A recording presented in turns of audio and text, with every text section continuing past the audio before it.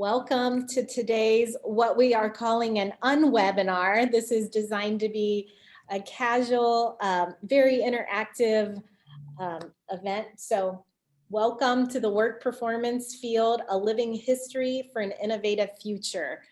I'm Sarah Ernschwinder here at Tier 1. And for those of you who have been part of the Tier 1 family for some time now, welcome back. We're glad that you are here. For those of you who are new, just a little bit about Tier 1, we activate strategies through people that has started very much in the learning and training space, and it's grown to any aspect of the performance spectrum. And so we're super excited to have today's discussion. Just a couple of quick logistics. A shout out to Holly, who is producing today. We will be announcing the XLearn winner later. So for those of you who participated in that contest, and we'll talk more about that. And lastly, continue to introduce yourselves in the chat. Feel free to add thoughts as we go. This is designed to be a discussion and really looking to get your input and voice. So with that, let's get started. Today, we are super excited to have Will Thalheimer and Candace Buggs. They will introduce themselves here in a second, but they are both new to Tier 1 this year, and we are super thrilled to have them leading the conversation. And so, Will, do you want to go ahead and kick us off with introducing yourself? Sure. Thanks, Sarah. And first of all, I joined Tier 1 in January. And I am thrilled to make that transition from my earlier work. At Tier 1, I help people do learning design, learning evaluation, and whatever needs to be done. Some of you may know my work from 22 years at Work Learning Research, where I took the scientific research on learning and translated it into practical recommendations. I'm continuing some of that at Tier 1, and I'm really delighted to be here. Also, I'm just thrilled to be working with Candace. We've been, developing this webinar for you, and Candace is amazing. She's working on her doctorate. She's got a lot of practical experience, and I have to say, she's got a lot of wisdom. So Candace, why don't you introduce yourself? Oh, Will, well, thank you so much for that introduction from you both. I'm so excited to be a part. My name is Candace, and I am in Indiana, and I'm connected with the Bloomington office. As Sarah said, I am new to Tier 1. So I have been here since April. So I am just rounding my 3rd month here, and it's definitely been a fun journey so far. I work as a design consultant, instructional design consultant, and then also as a researcher. So I have been able to do a little bit of both up to this point. My background, I did my master's in informatics, so designing technologies.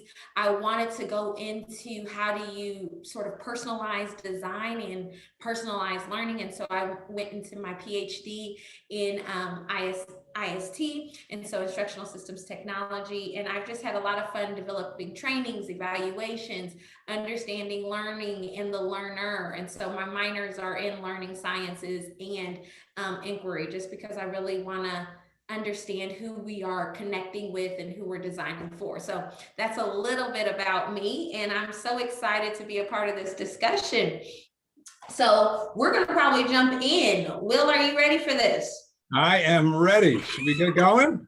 Yeah, let's do it. Let's do it. Okay.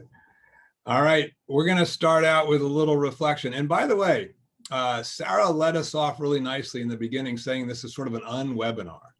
We're going to share some ideas because you come to expect that, but we really want to make this about reflection. And so let's start thinking about who we are as learning and performance professionals. I think we do noble work. At Tier 1, we like to say we help people do their best work.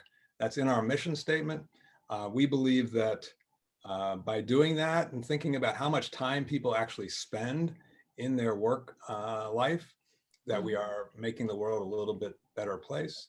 But what do? We help people do their best work. We help organizations thrive and survive. And so that's a really good thing. Now, how do we know who we are? Now, if you look at this picture, I made it a little blurry. And that's because sometimes we have not really had a chance to reflect on where we've come from. The people that have come before us, the things that we're doing now have been influenced by them. And so our skills, competencies, ideas, and approaches, all of that has been influenced by those who have come before. And so today's really an opportunity to sit back, reflect. Candace and I will have some of our own reflections, but we are going to ask for yours as well. And we really think that by reflecting on the innovative ideas that are foundational to our work and our thinking, that we're going to help bring today's practices and the future into focus. And this is Will having fun with PowerPoint. I want you to look at that image and y'all look at that, it's coming into focus. Yeah. All right. What I'm going to share now is sort of an overview of the history of our field. And I'm going to oversimplify, but really in some sense, we started out focusing on training. This is decades and decades ago. We thought about what was going on in the classroom when we thought about content. The next phase in the evolution of our field was really focusing on instructional design, instructional systems design, where we began thinking about the performance, the results that we wanted, looking at the workplace a little bit, and developing a very clear set of objectives before we designed our instruction. The next wave, which has happened in the last 10 years, has been learning experience design. And there some wisdom was added, focusing on really looking at the learners, personas, design thinking, and the social aspects of learning. Where are we going from here? Well, we at Tier 1, we think we're headed towards something we call performance experience design. And this involves two major things. Number one, focusing not just on learning experiences, but building on that to focus on performance experiences, and also thinking about how the work context activates performance. This is an amazing opportunity. There's really like a science of performance that's been bubbling up in a lot of areas. We're going to come back to performance experience design, but this is sort of the whole spectrum of where we've been and where we're headed. So Tier 1 performance, we have some brilliant visual artists, and I want to do a shout out to Jackie Crofts and her visual here, sort of taking us on the journey. And I love this diagram. It talks about, this is really a team effort, but we're going to have to, as we move toward PXD. And by the way, we at Tier 1 don't think we have all the answers about what the next phase of this is going to be. We're working it. We really want to sort of open up a dialogue to the field. We don't want to own this. We really want to create a dialogue and learn from the field and share ideas with the field as well. Now, Candace, as you and I were talking. Yeah, I was just going to say, well, I mean, when I look at this picture, I think it's also talking about who's going with us and who might be leading the way. And so one of the things I think about when I think about just the direction of innovation and in our future, it's going to be a mixed bag. There's going to be men and women. And I think that this image is really cool in highlighting these different looks of diversity. So I just wanted to at least highlight that. Thank you. Yeah, I love that too. Anyway, Jackie Crofts, ladies and gentlemen, a visual artist. So I was asked to write an article on the history and the future of the learning and performance field. Not a big task, right? And we're not going to go into all details of that, but we wanted to give you a chance to reflect. So one of the things that the article includes, and we'll give you the link to that article in the chat, but one of the things it includes is 23 sort of historic foundational elements of the learning and performance field. And we're going to give you a chance to reflect on those and share. We're going to do a little exercise on that and basically asking you the question, what influences have most shaped your work and your beliefs? Okay, so you're going to find somewhere, it may not look exactly like this depending on the platform you're using, a view options opportunity to look for the annotate feature. Okay, don't do anything yet. All right, look for the annotate feature and then look for the stamp button and click on that and you'll see some options there. I like the heart, but you're feel free to use whatever is moving you. Don't do it yet. And just an example, we're going to give you some of these options, 23 of them, but let's say that you resonated with one really changed the way you think about your work. One was foundational to your career. to put a heart on those influences that most shape your work and career. So if systems thinking was really big for you, you can put that there. If user experience design was not, you could just leave it blank. Now, you may not know all these terms, and that's fine. Again, there's an article that has all the details for you. We just want to get a sense of the whole here. So we're going to practice first on how to use the annotation tool. And, I'm going to ask the question, what foods are great for snacking? All right. Oh, not yet. Okay, here you go. Now there's not cake on here, but I'm hoping you all can find something good. Yeah, let's see what we got. French fries are big. Hey, Lisa, I see you. Nobody going for eggplant parmesan? Guess not. Kara, Holly, I see you. Yes. Okay, so one of my curiosities is how much healthy stuff are we eating? Like at least 3 options. The eggplants didn't make it, and it seems like the noodle soup didn't make it either. Oh, excellent, thank you. All right, so which of the following historic innovations most shaped your thinking or your work? And we're going to zoom in there and just notice one thing here. If you don't see one that really shaped your world, feel free to add that to the chat. Okay. I'll be looking in the chat too. You can add your hearts to these, and there's a lot of them.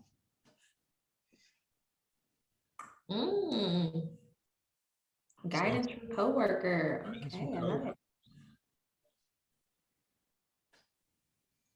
Adding model. That. Activity-based training. Job aids, making some of those.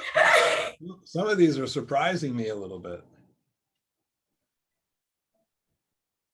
I see a lot of love on the screen. A lot of love for those who came before us, for the ideas that came before us. That's great. Okay. Wow. Of course, some of you probably figured out you can vote twice, but that's okay. User experience design, performance consulting. I love it. All right. So Candace, have any of these things sort of jumped out to you, been foundational in your career, changed your life? I mean, are there any things that really resonate here?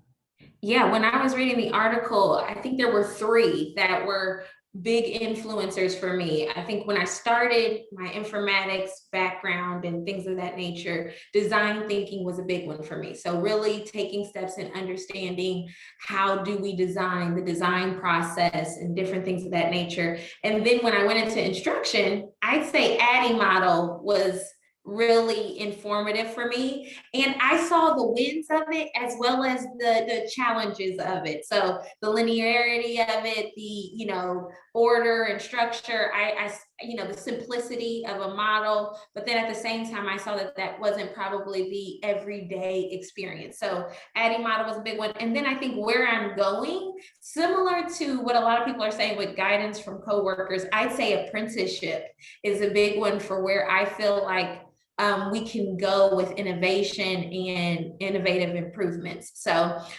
that's something that those are the ones for me. What about for you, Will? I think 2 really jump out for me. One is the new learning sciences. I'm a learning research guy, learning science guy. And so that's been my life for the last 2 decades. So I really resonate with that. Also, on a personal note, simulations for learning. I used to work for a company called the Strategic Management Group. We were famous for building simulations to teach leadership development skills. We had a blast doing it. We made a lot of mistakes, but that one really resonates for me on a personal level. So, one of the things that is true for this, and by the way, I just noticed that I think job aids and performance support is like the biggest one here, just if you're counting, that's okay. But one of the things, there's this list of things, and we can get rid of the hearts now. There's this list of things, and one of the things that we should know, and I noted some of the people behind these things, there's people behind these innovative ideas, these paradigms. Really didn't come from nowhere, or at least some of them did, but most of them didn't. They have people behind. And when I was writing the article, it occurred to me that we, and me personally, ought to have gratitude toward some of these people. So the person that I picked out as an exemplar to show gratitude for was Ruth Clark. You probably know Ruth's work, e-learning and the science of instruction with Richard Mayer, but she's written many books. She and I talk frequently. She's been a big supporter for me. But Ruth Clark takes the science, makes it practical, shares that with people in the field. And in some sense, she's not alone anymore, right? I've been involved. We've got people like Julie Dirksen, Clark Quinn, Patty Shank, Miriam Nealon, Carl Kopp, Guy Wallace. There's a bunch of people that do this research to practice thing. But Ruth was the first. She was our trailblazer in that. So I have a lot of gratitude for her. Now, Candace, is there anybody in your history that really resonates with me? Yes. So if we were thinking instructional design, I would have said Elizabeth Boland. I just feel like she's been great at understanding design thinking and really applying design thinking and understanding instructional designers. But when I was really trying to answer this question as to sort of what was the motivator for me to see design differently or see learning differently and people differently, I went with the person Scott Summit. And you all might not know who that is, but I watched a TED Talk by him probably about 2009, and he was creating new designs and new technologies that were surrounding prosthetics. And he's an he was actually an industrial designer, and really took a step back from what he was doing and started to see that we might be missing something in instruction or missing something in design. And so he started to think about personalizing design and how that could really change the experience for an individual. And so that really moved me, motivated me to start thinking more on a personalized level. So that was one of my big influencers. So Scott Summit, probably a name you don't know, but love him. Yeah, well, and I just looking at these designs that you found, this is amazing stuff, right? All right, so we have our gratitudes in the chat. Who do you have gratitude for? So use the chat to share that. I see some names already. And be free and comfortable to write down people we don't know. It could be your mom, could be your second grade teacher, but we'd love to hear who's influenced you in this, in your directions of thinking about innovation. Well, I love these names. A lot of Tiagi fans out there. Sharon Bowler, yeah, tier oneer, Sharon Bowler. Jay Cross, informal. Sharon Bowler again. Lane Bache, yeah. Fog. Harrison Withers, tier one, nice. I love Harrison. Oh. Free choice learning. Yeah, and if you think if you can find a quick link to share this person's work with others, feel free to do that as we move forward. There's some names I recognize, there's some names I don't recognize, and that's one of the interesting things. As Candace and I were talking, we realized that there's some obvious names that jump out in our field: Bob Mager, Gloria Geary, Ruth Clark kind of folks. But then there's people that just inspire us personally, that change our world. I had a guy once teach me how to enunciate my voice he grabbed me into this room and started talking, and it really changed the way I spoke as a trainer. So just little things. Yeah, Jack and Patty Phillips, ROI. All right, great. Thanks for sharing, everybody. No, I love it. I love it. Well, we're going to move on and just really talk about different influences for the future. I think it's really, we talked about the history and what sort of has set us up to this point. And so the other part of that article was, what are some of those influences that can impact our future? So let's take a look at some of those. Oh, about the gratitude. Okay, so these are the forces that are happening right now that are influencing our future. And so you can put hearts in those little boxes, those little light boxes. Which ones do you think are most likely to create our future? and present if you want to.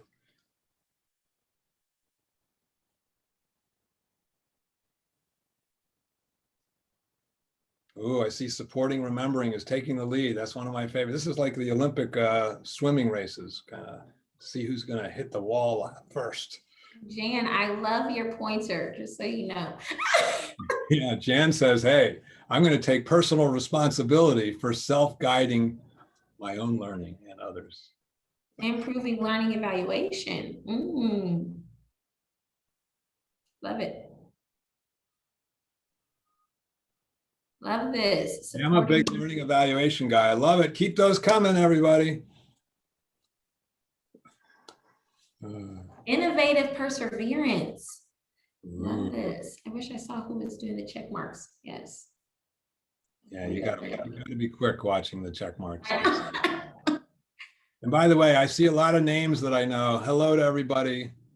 Well, hello to all my friends out there. I can't give you a shout out personally, but I'm enjoying that you're here. Increasing professionalism.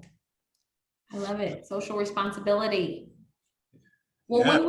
when we were taking time to look at this and think about this, I know we started talking about, is there anything that's missing? So I didn't know if you wanted to. Yeah, and that's great. So, you know, one of the things I noticed was missing here as an influence is sort of the diversity, equity, inclusion kind of stuff. And, you know, you could put that into social responsibility, but I think that really deserves its own spot. So Candace, you know, what do you see that's missing?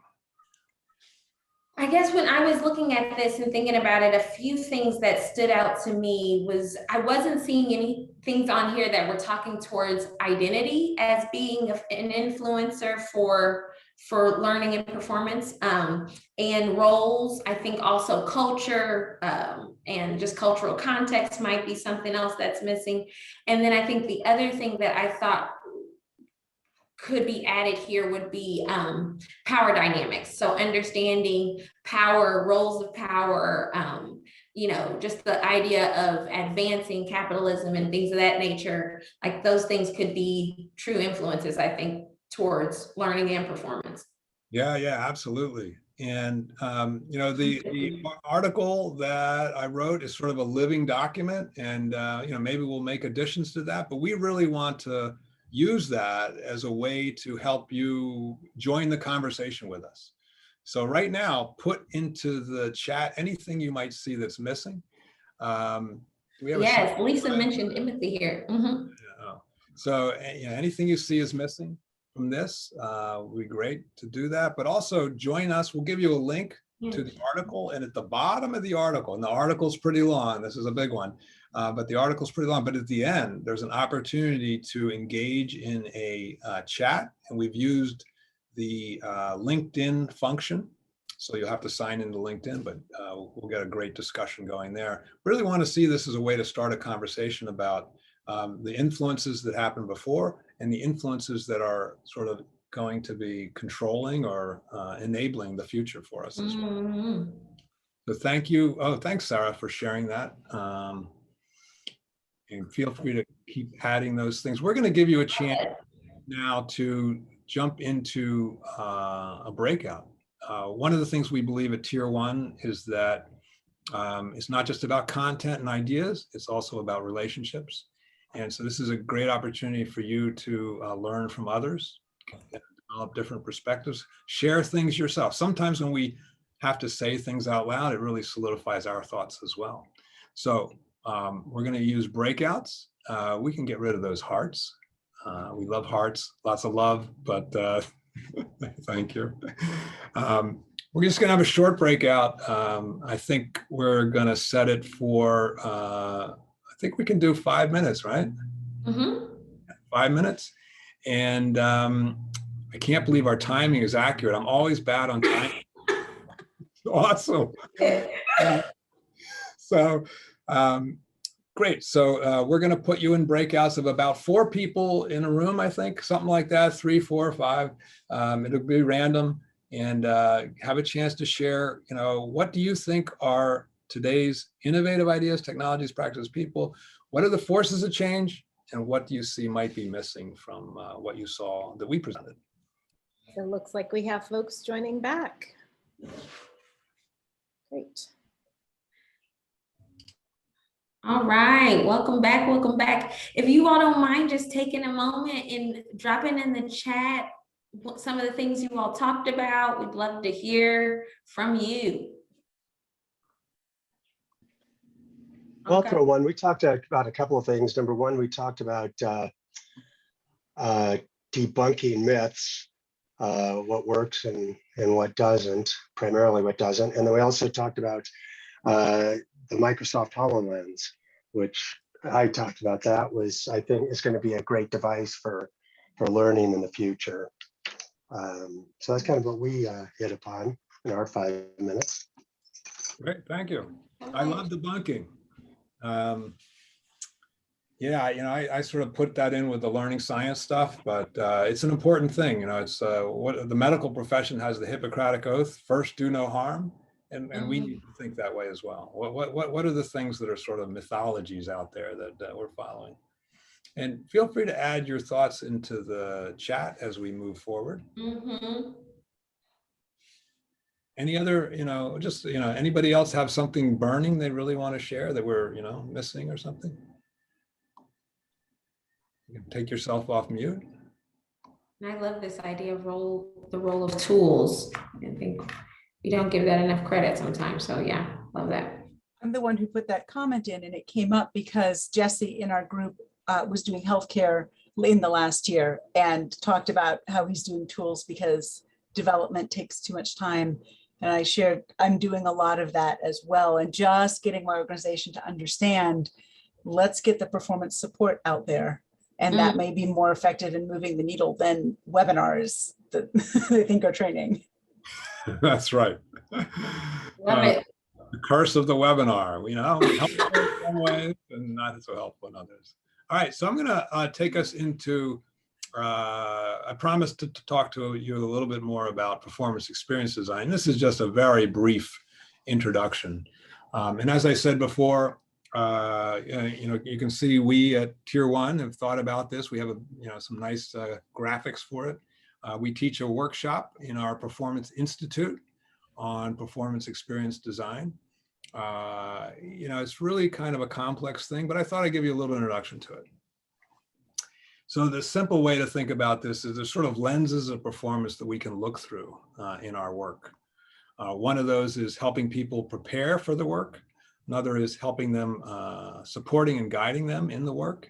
And the third is actually changing the work environment. And let me give you some examples of this. So in preparing, we're talking about before work.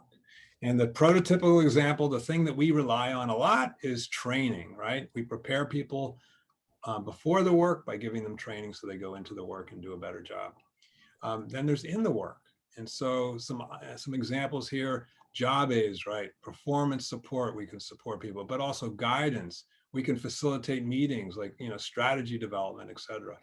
And changing the work, changing the physical environment so that people, run into each other more. There's more opportunities for creativity, but, using the behavioral economic notion of nudging, creating some triggers in the environment.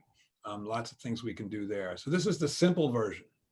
Now I'm going to show you something that's not so simple. It's going to be way too much information, but just to sort of tease you, get you excited, get you thinking about all the things we might do. This is something we've been working on at Tier 1. It's a work in progress called the Performance Activation Model. And its central idea is that the work performance context itself triggers, enables, pushes us toward certain performances. And there's a lot here. Just to look across the top layer: context triggering, top of mind, memory accessibility, behavioral guidance, proactive behaviors, personal states, enablers and obstacles. And you can see stuff in here like cue triggered memories, behavioral economic nudges, job aids, goals, vision, brainstorming, problem solving, psychological safety, all kinds of things in there. And that we, as learning and performance professionals, we have all these leverage points up here that we can use. So one thing, we can do learning experiences, but you can see we can do much more than that. And so I'll let you read across here and give my voice a break. Just wanted to share this with you. It's something we're working on. A big shout out to Tier 1 Performances, Performance Savant, Jerry Hamburg. He and I have been working on this along with other Tier 1ers. You can see we emphasize this is version 7. It's a work in progress. Within the next couple of months, we're going to share this in more depth with the field and get input.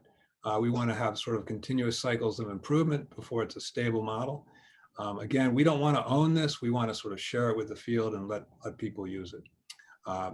Just to sort of get you thinking, wow, there's more to life than learning. We can do other things as well and use learning to augment these things too. Right.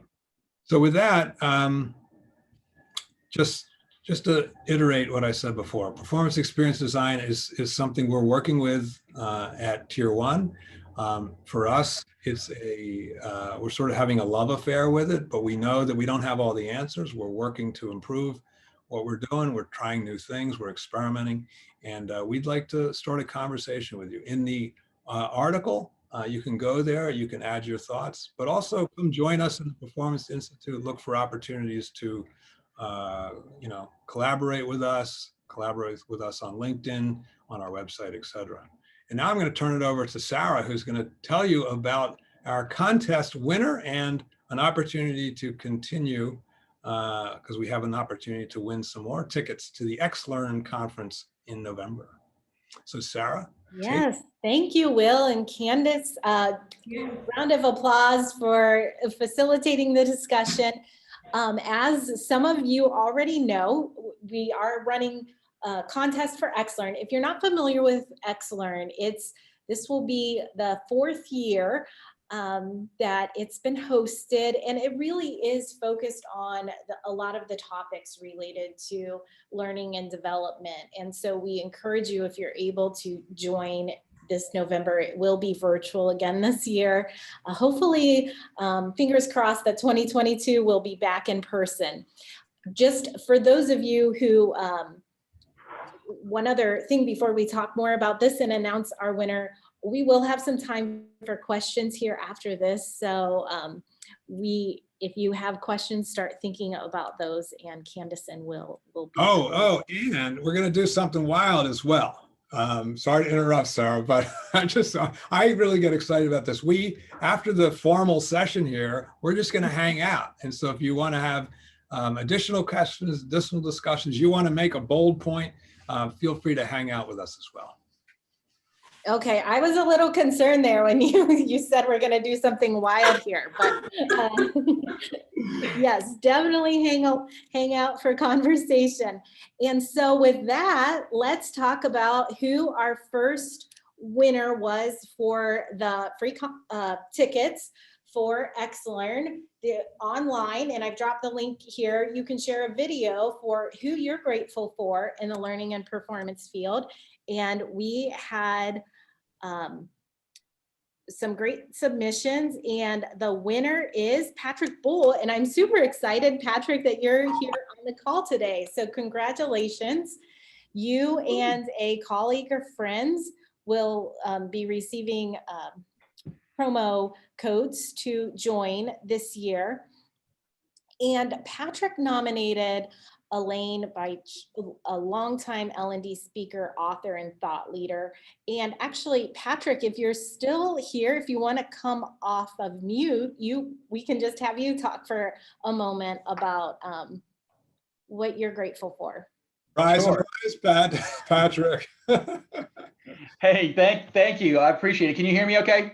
Yes. Great. All right. Thank you. I appreciate that. I'm very excited about this. I was looking forward to attending that conference. But yeah, so Elaine, if you're familiar with Elaine, she's been around for a very long time. If you've been to any ATD conference, she's been there. She's probably spoke at it, written, I think 43, 44 books. But in my video, I kind of outline, if you want to check that out, outline the influence she had. When I wanted to get into the L&D field, I read a couple books. She had authored one, so I just emailed her, and I I guess I was just so grateful that she had taken the time to really respond in detail and just give me the advice to get into the industry. And it worked great. That was some 15 years ago. So I think that plus all the influence she's had in the book she's put out, the thought leadership and everything else she's done for the industry, I think is the reason that I nominated Elaine. Oh, that's so cool. And Patrick, I'm going to put you on the spot. We are going to call another winner on today. And so if you could give me the first 3 letters that come to mind for you, we are going to go through the attendees and grab another The letters of the alphabet, alphabet. A to Z. Oh, so just pick 3 letters? Yep. 3 letters. Okay. A-E-I. All vowels. Oh my gosh, it's Vanna White. That's right. Okay, hold on 1 second. So Patrick, this is our way of randomizing our contest winners. We didn't tell you guys this to join today. We're going to give away 2 additional free tickets. Yes, Eric Kammerer is the lucky winner. E for Eric. Eric, you will be emailing you codes as well. So again, if you haven't entered and would like to win tickets, you can just go to our LinkedIn page, hashtag XLearn2021. We also drop the link directly to a post. You can just post on there and let us know the leader that you are grateful for and why. And Patrick, thank you for participating in that. We'll announce another group of tickets in mid-August. So also, if you, again, XLearn, if you want to learn more about it, I'll drop the link here in the chat again, and you can look at the topics. It's really shaping up. Will be involved, and we're looking forward to the conversations again, November 1st through 3rd.